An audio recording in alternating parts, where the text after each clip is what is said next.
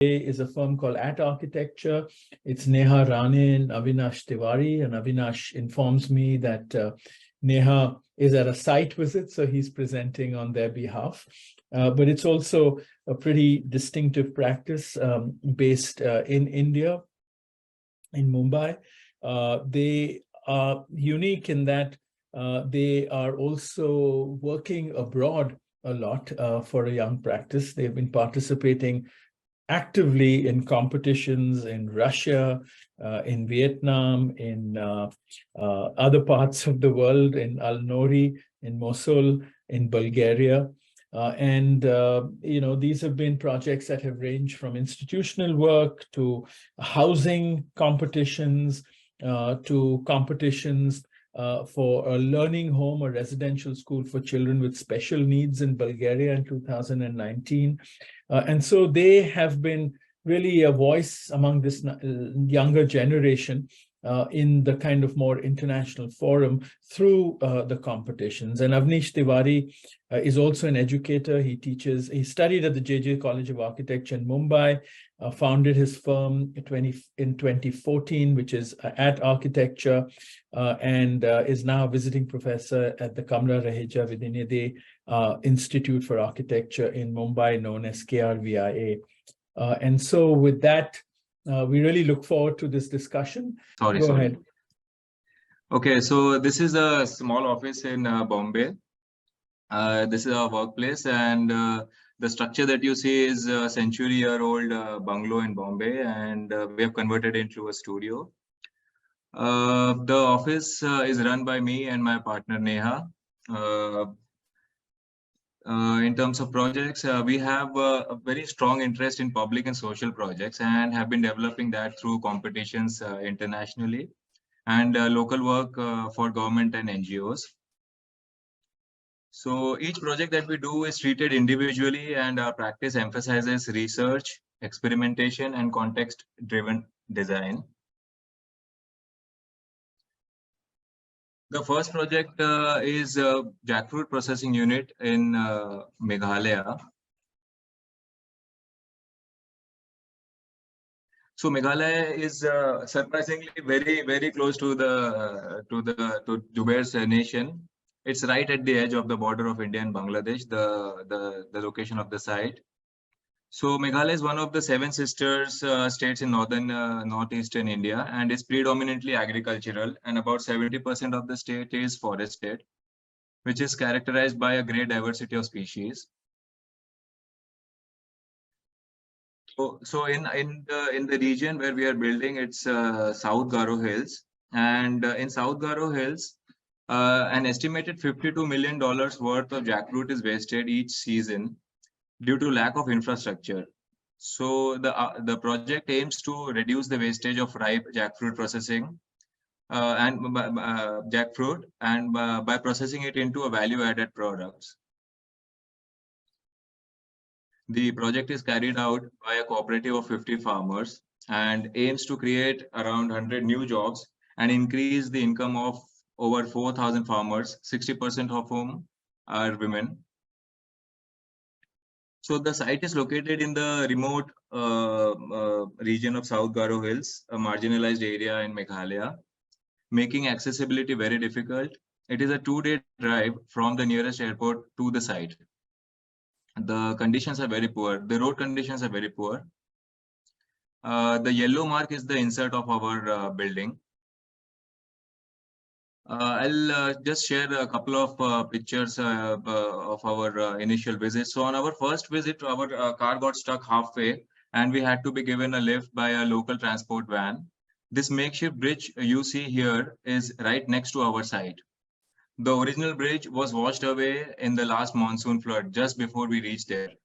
So the flood is a very major seasonal disaster here.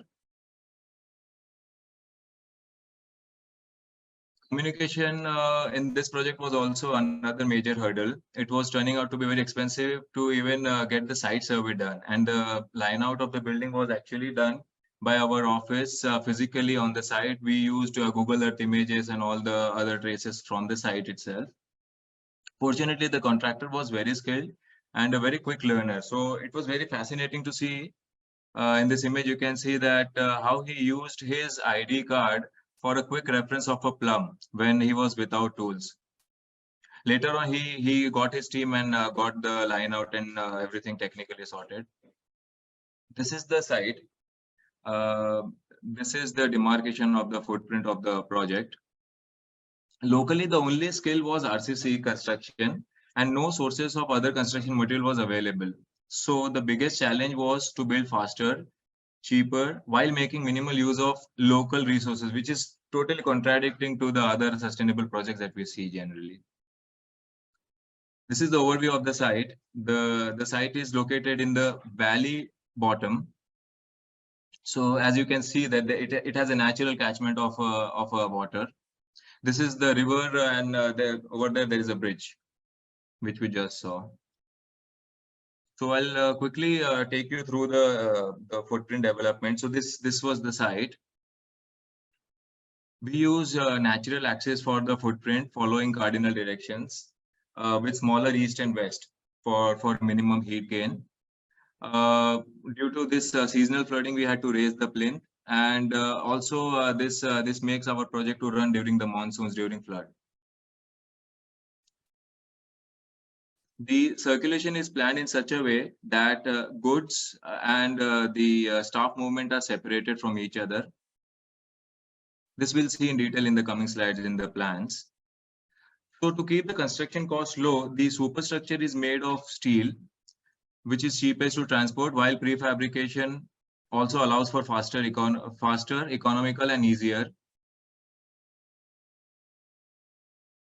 especially in the site where the location is very remote. So the form itself facilitated cross ventilation and natural light. This is how the form was derived. This is the overview of the exploded structure. We see all the partitions and the plant in the center, the purlins and the truss and the skin. So I'll quickly go through the plan. The 4 wings of the building accommodate processing goods in the center, the staff recreation on the smaller side, administration on this, and community hall on the last. So the goods, raw material enter in from one side, get processed, and are unloaded from the other, whereas the staff has a separate access through the change and the sanitary facilities. And that is the reason the separate staff recreation area was provided. The admin is placed in such a way that it can actually facilitate a passive surveillance being in the center.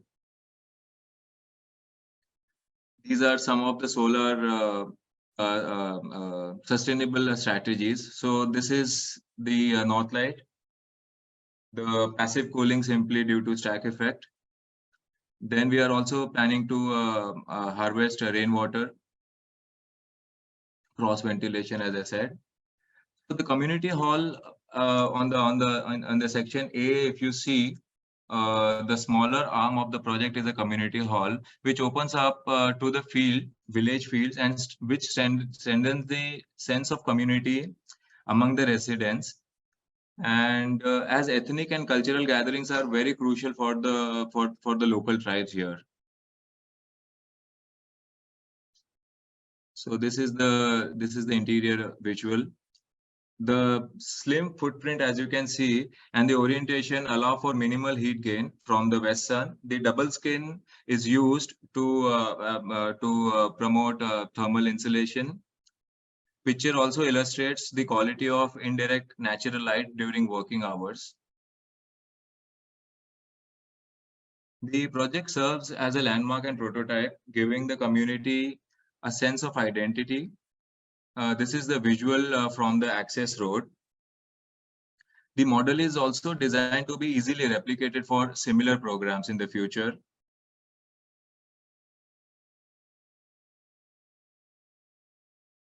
So the idea of using primary color for structure emerged on the site itself during our first visit. As I said, the hardship of our first journey did not end at the broken bridge which we saw. So after managing a transport while driving, we went past our site by mistake and traveled 25 kilometers further uphill. So and we had to wait again for another help to return. So we thought that this is a nice opportunity to make further this thing from the architecture, not just by satisfying the program, but also the other needs of the building. Okay, so in this the gentleman on the far left is retired Major Ajit Singh. He is the founder of Anand Foundation for Innovation and Social Inclusion. He's an Ashoka Fellow and lives in a village in Meghalaya, where he works to develop skills and improve the lives of farmers. Why I'm mentioning this is because sitting in a Bombay in an urban city, working in such remote location is not very easy, and the person like him can become a connecting bridge between us and the community, because it is very difficult to reach out to them. And I feel without professionals like him, it is very difficult to implement such projects also. So the site progress, this is the image. The plinth is up and prefab is also ready. It's also under transportation right now. Will be installed. The project is targeted to be completed by the month end of this month. We have just superimposed the volume of the structure on top of the concrete plinth. So the second project is Northeastern Pavilion. It is an exhibition gallery in Haryana, Surajkund. So the pavilion is a part of Surajkund Mela, which happens annually. And this time it commemorated the 8 northeastern states of India. Mela just recently concluded in February. This is the picture of the study model which we made in the office. So this time we had to represent all the 8 northeastern states. I'll just give you a quick context of the site. The site is known for its historic lake, Surajkund Lake, which was commissioned in 10th century by King Surajpal of the Tomar dynasty. Today the lake is inactive, but is known for Surajkund Craft Mela now. And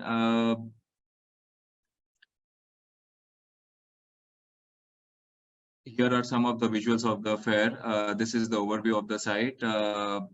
The Mela attracts more than 1 million visitor in 3-week event. So it is one of the biggest craft Mela in the world.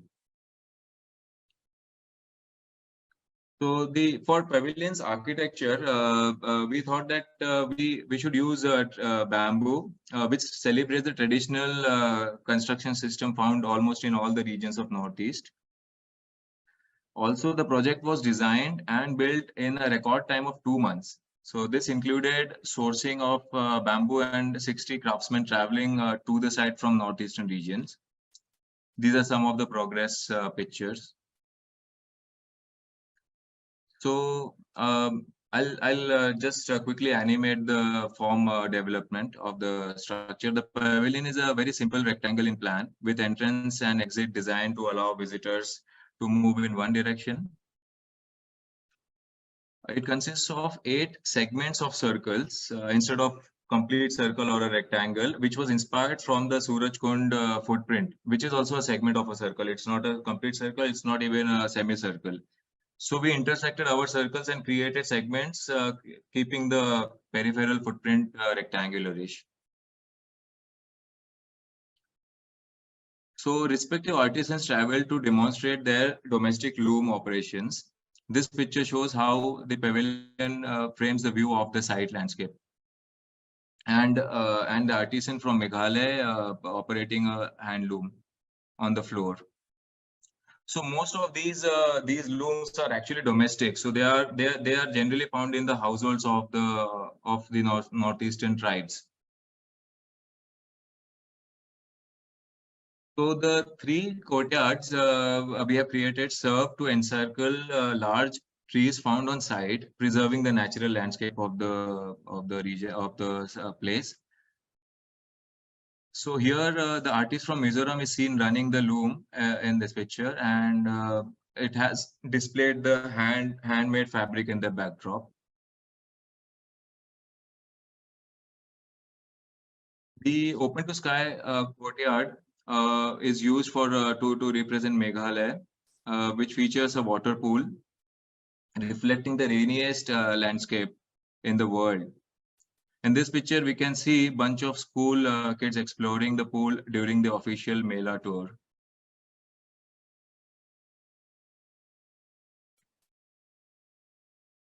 So a young boy on the site noticed that the shallow pool actually looked like a deep well also, a deep well or a kund. We realized that this could be because of the roof was open to sky and we used black pebbles for the higher reflection. But we found it very interesting as it subconsciously connects back to the history of the original Suraj Kund. The circulation is planned to encourage interaction while exploring the landscape and the craft of the structure. And the galleries are semi-open in character, which is also inspired from the domestic workplaces from the region. This image is indicating Manipur with a small wall mount loom. We just take a quick look at the skin and the volume. Uh, so starting from 4.5 meter all cuboid, regular cuboid with all the straight posts and purlins, we have tweaked it a little. The heights of three corners are raised or lowered, and the roof of the pavilion is made undulated to create a hyperbolic geometry. And with that, these 8 cylindrical galleries cut through the sloping roof at different heights to represent the undulating topography again of a northeastern site. The site being thickly wooded, the open to sky courtyard in places like this also allow for some sun during the chilly winters in Haryana in February.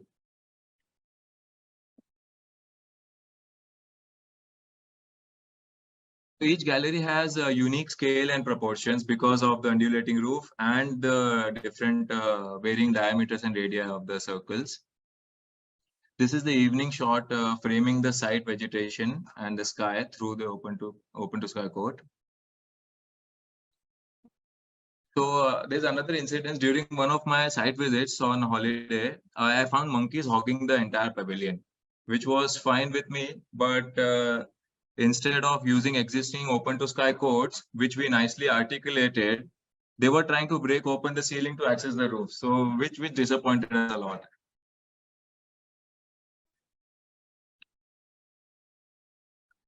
So when we were working on the exhibition part of the project, we were asked to pick the handicraft which represent Northeast, and it was very obvious. And also through our excursions of the region, we found, as I said, in most of the household, we saw handlooms in the veranda lying, and most of the people wear the fabric which is made by them in the household, which was very inspiring for us. So we thought that instead of trying to cover everything from Northeast or handicraft, we focus only on one particular thing and highlight it nicely. In this picture, we can see some of the visitors checking the handmade fabric. This is the loom. This is one of the biggest loom that we find. It's from Assam region. So we were asked to keep the presentation to only 2 projects, but I've tried to concise it and thought of showing another project which is very relevant to the theme. This is a housing project in Cambodia, which we won through open competition organized by United Nations. So the key requirements for this project was very different. The affordability was one, but the security for textile factory workers, because two-thirds of them were are migrant women, which is also a major issue in developing countries. The site, it is a part of a larger SEZ in Phnom Penh. The site is lying along the Phnom Penh river bank. To briefly explain the massing and the design development. So each apartment is a part of a cluster, as you can see, with alternating voids and solids. So these black mass negative areas indicate voids. And we try to ensure that each of the 3,000 houses, we are developing around 3,000 houses for 10,000 inhabitants. So we thought that almost each and every apartment should be able to enjoy veranda, the courtyards on either side of an apartment. And these courtyards become the main engine of the project. Service areas are open onto the utility courtyard, which is highlighted in green in this plan here. You can also see it in the section. So all the services, kitchen, toilet, and access and vestibule are all aligned with this courtyard. And whereas on the other side, the community, we call it a community courtyard, where all the living areas, your bedroom and living spaces open. So the project integrates semi-open collective facilities such as shops, bike parking, crash, convenience shops at the end of each cluster, creating an inclusive environment. So the project is designed as a single house, which accommodate these many homes for users. The layout of the house is also kept very simple. No permanent partitions or offsets are shown in the rectangular plan, ensuring flexibility and efficiency of the space. So, being a very dense and tight site, we were able to generate 5 recreational grounds on the site, which was also one of the key things which highlighted our design in the jury. So as you can see in this, the ends of each module, each prototype has this semi-open double-heighted volumes, which contain those common community facilities. And on the other side, on the right-hand side, we can see that the landscape terminates into a river bank, which is developed as a marketplace. A visual of the community court, where all your living rooms and bedrooms open up. This image also indicates how the circulations are interconnected and makes it very easy to move around the project. The interior visual of the project, we have tried to make maximum use of shared elements and shared spaces. As you can see in this, the sunbreakers or the boxing of the this thing is converted into a storage. Even the wall is not made out of this thing, a solid volume. It is made out of a partition, which also accommodates some storage spaces. The ventilators are there on top for cross ventilation. This is the visual of the utility courtyard, which contain a kitchen garden, a common kitchen garden. So this was also inspired from the region. We noticed that most of the households in this area were growing small kitchen gardens in their front yard, which was very interesting. So we thought that why not include their domestic practice in the large housing community also. So the seamless integration of living space into public and community spaces creates a sense of belonging for the workers within the wider community. So this was the overall idea about generating a affordable and a secure housing system for the migrant workers. And that's it. Thank you. Let me just get to Avneesh and Neha first. And Avneesh, again, thank you. I'm now going to say Avneesh only because you're on the screen. There are many questions that sort of came to mind. I mean, I think the project in Meghalaya, I would be curious to know, it's very interesting because I was holding my breath looking at those wonderful landscapes of supari trees and all of that. And then I was holding my breath till you said, and the guy could only build in concrete. That's all he was very skilled at. And then you landed up doing a concrete building there, which is very, very interesting because yes, of course, it has many positives. It will create an institution. 20 years later, jackfruit will not be the demand. Something else can easily happen. You've created a piece of architecture that is for the community. Right now, it's a factory and it has its logic, but it also it could become a school and it would be a wonderful school. It has this possibility of recycling. So you, in a sense, while you were bound by material, which was perhaps might not have been your first reaction, you yet created a very neutral structure. And and because you showed us the bamboo pavilion at Suraj Kund, one can't even say that you're obsessed with concrete, because you're clearly not. So it was the constraint of a site which made you very pragmatic, which is very interesting. And I'd like your reflections on that, if there are any. But my real question, one is partly curiosity, which is, Meghalaya, I mean, how did you make that connection? It's as remote. It's 2 hours from the nearest, 2 days from the nearest airport. And that's very interesting. You also, in a very, very generous way, acknowledged the guy from the army who is set up the Ashoka fellow who set up a foundation as being a connection. And clearly what this does, and it is, I think, something for all of us as architects, and especially for your generation of architects, is what are, if one does aspire to serve community and society in the way you guys both are, what are the new kind of clientele you look for? What are the bridges that take you to places where society needs our services the most? And if there's a story there you can share with us, it would be very interesting. Of course, the Suraj Kund pavilion is just absolutely stunningly beautiful, very logical, very, architectural. The material, I mean, I don't know what to say. I just think I was kind of really knocked out by it. I didn't know it very well, except from the little research we did of your work. But its logic, its deployment, its use, its sensibility within the landscape of the Suraj Kund Mela, where everything is made in a similar way, but this adds a layer of architectural articulation, which is absolutely wonderful. And so, my questions, and I want to just say something about Cambodia.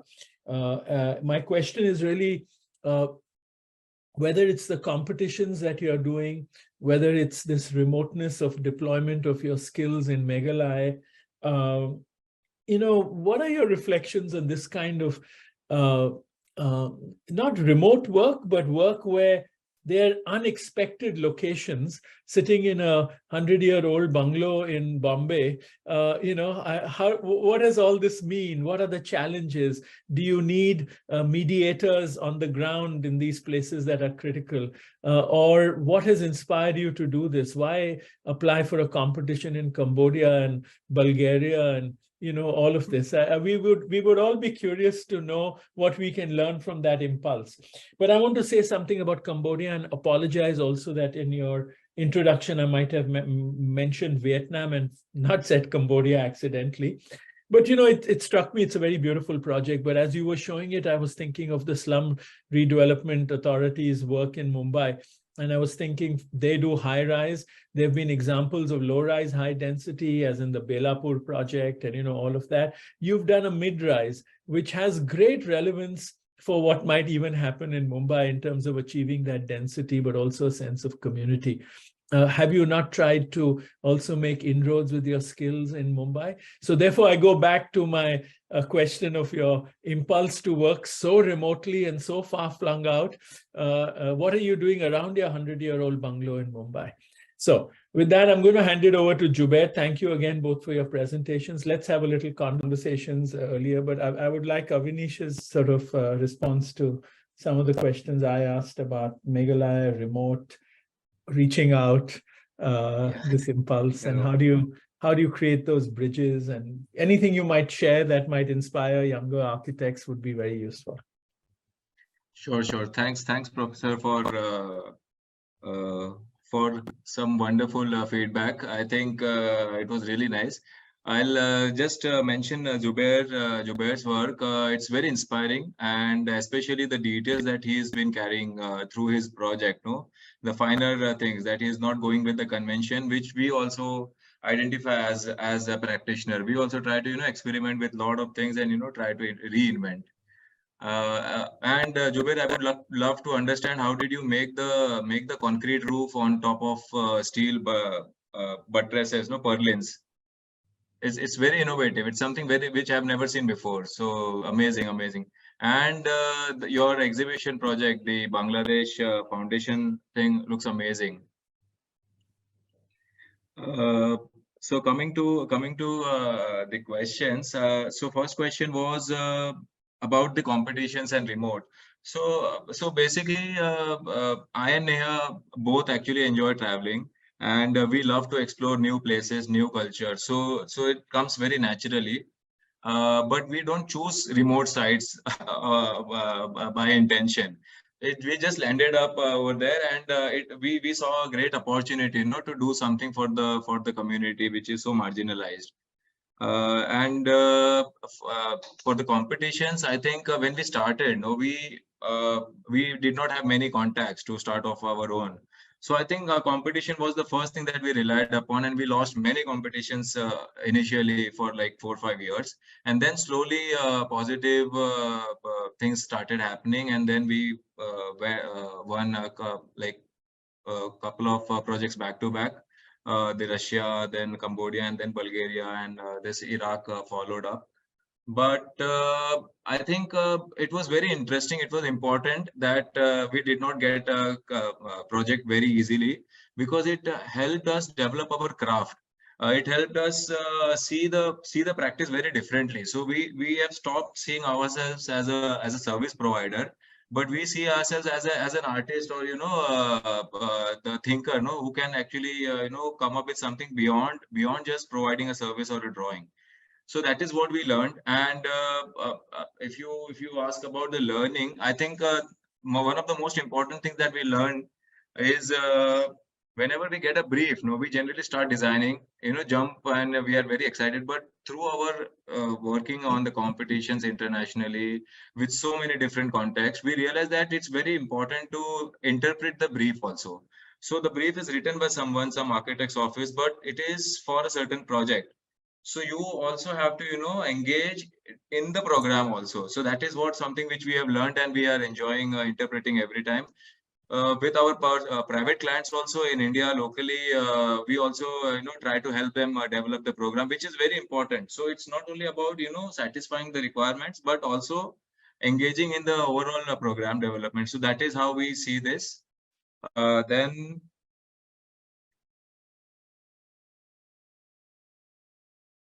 yeah, and for collaboration. So the other question was about the remote and how to. So I think I connected that thing.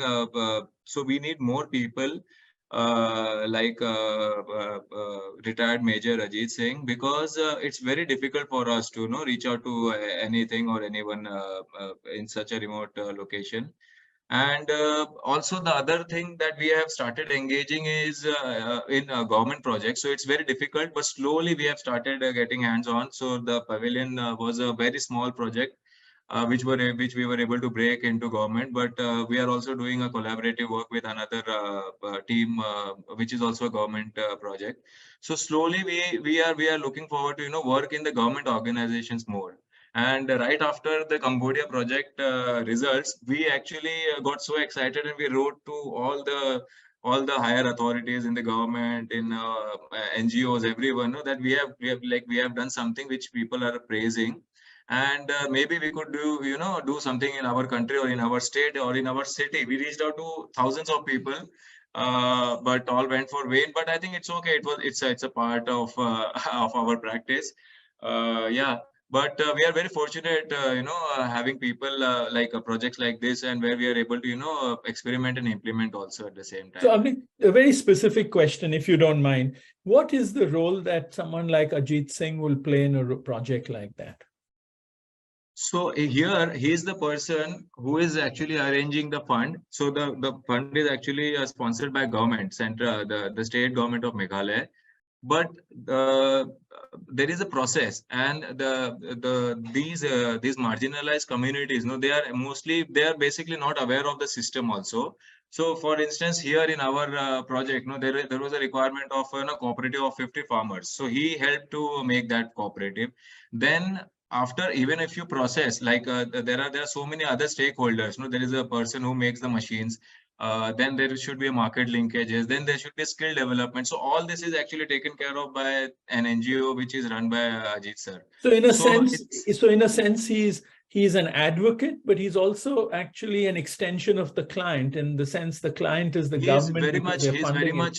he's very much a part of the client side, we can say, and he's the one who is administrating everything. So, I mean, this is a good point for me to repeat something I keep saying, because I feel it's even more relevant for your generation of architects to recognize it. I always say that the client is actually not a singular entity ever. The client is broken down into what is a patron client, someone who funds, what is an operational client, someone who makes it happen, and what is a user client. Often as architects, we don't recognize all three. And the most interesting projects, and I think that's the success of your Meghalaya project, that's the success of your pavilion in Surajkund, that's the success of the denim factory, is that you all are all responding and working with all three components of the client. Often architects align with one aspect of the client and they can't finish the building well, or the users don't like it, etc. But I must compliment you both, because you've seen the client in a very nuanced way. And I think that's something you should be more and more aware of, because it really does lead to successful projects. Yeah. My answer. Short and sweet answer. Okay.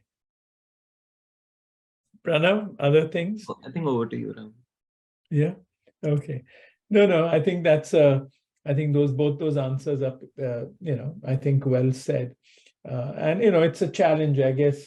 Yeah. And I mean, I like the way you framed that, Avneesh, in the beginning, when you said part of the project is also it's you're not just delivering what you're given, but you're actually engaging the client right in the beginning in terms of rethinking the program, or not rethinking it, but thinking about the program in what more it can do and how else it can be configured. And therefore, that's what roots it, in the same way as the denim factory does your projects, to a place.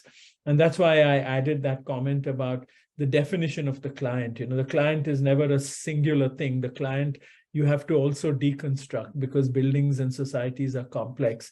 And that process of deconstructing the client and recognizing the different components of the client opens up ways that you can actually reimagine the program of the project and what the project will do, because our buildings live for much beyond us usually, and so therefore they do have an impact, and therefore they must be more nuanced. I guess that's the message that you all are both very strongly giving us. And it's a wonderful note really to end on with projects like the ones you've shown us. In many ways, both your presentations encapsulate many of the issues that have emerged in the other 20 presentations that we've had. And it's all people of your generation. So at least for me personally, it's been so educative. It's been wonderful to get a pulse of, another generation thinking through architecture in another, with other complexities, but in a completely different, grounded way, with different influences, aspirations of the time. So it's been very educative. And I just want to use this time to say a few things. One is just to thank everyone who's been involved, especially the South Asia students group at the GSD, who've really initiated, supported, and manned this. Pranav, particularly Eshna Prasad, who is now graduated, but one was the initiator, Devashri Shah, and Dhruv Mehta and many others. And so, they've really been very much part of it. The Lakshmi Mittal Institute has supported us. They are going to continue through the summer because our academic year will start again in September, but they're going to keep posting progress on the project. Also, all these lectures, including the past lectures, are on the link. Their links are in the chat. These are on YouTube, so you can go and look at other lectures. And some of them are, I mean, I think I would really encourage the two of you and many other people who are listening to go back to them, because it's a great archive and a great way to connect to some of these things. In the way, Avneesh, you mentioned, you hadn't seen concrete on metal purlins. And, there's some wonderful innovations that we have seen, and some of them you might have been there for, some of them you might have missed, but it's worth going back to it. This project has, 3 or 4 parts. This is just the first part of the project, which will go over 2 or 3 years. And we've started off with the lecture series on young practices as a way to really say, if we have to have a discussion and invest our time, what is the pulse we are hearing from a new generation? Because what we do will be our offering to you, in a sense. It's important to create a discussion which might benefit the next generation, and that's been the idea. We are putting this together in the form of a catalog or a book, which will, we hope, be out by September. So all of you, we have already been in touch with you all for material, and that's at the design stage. So that will, I think, this will then get translated into a traveling exhibition, and we are also planning a conference where we might invite more established practices to reflect back in time to see what the last 20 or 30 years of their practice has told us, or what we can learn from. So this is a project that will go over the next 2 years, and there will be different students involved at different stages, and who will be an equal partner in this. So again, I just want to thank everyone who has been part of it. I want to thank Avneesh and Jubair and Neha, especially for having shared your work, which has been incredibly inspiring. We'll pick up this lecture series hopefully in September or October again. And the idea is to create new networks, and the idea is to create new conversations so that it can benefit architecture in South Asia more generally. So thank you once again. Let's keep in touch. And thanks again to the South Asia Students Group for everything they've done over the academic year. Thank you all. Thank you. Thank you. Thanks, Professor.